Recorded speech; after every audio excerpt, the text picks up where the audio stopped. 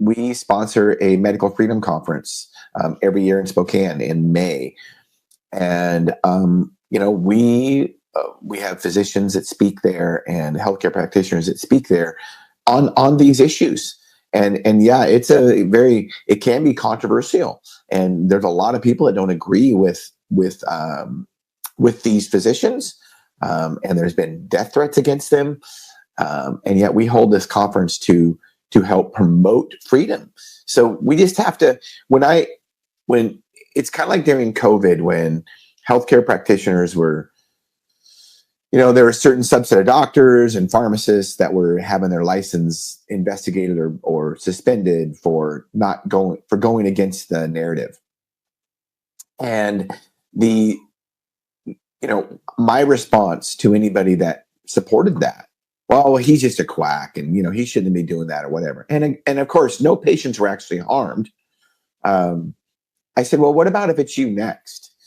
And, a lot of times they're just quiet about it. Oh, it's not going to be me. But, this Charlie Kirk thing should wake all of us up.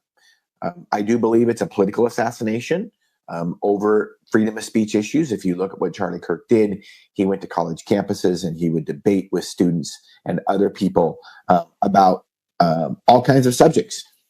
And, you have to ask yourself, well, if you are standing up for freedom and you believe in freedom of speech and you are speaking truth, are you worried about yourself being next? I mean, that's really, I think, a valid concern. And if we don't have freedom of speech in this country, we don't have everything. Anything. If you look at the founding documents,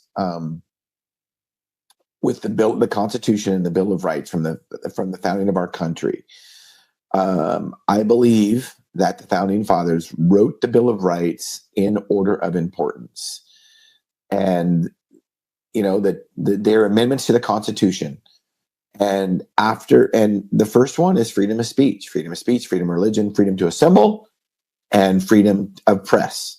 And when you think about that, just back up 5 years ago, every single one of those was infringed upon during COVID. And that's something we need to be very, very concerned about, and something that we're going to try to prevent. We're going to keep preventing. We are going to keep speaking truth. We believe as pharmacists that what we tell patients is truth.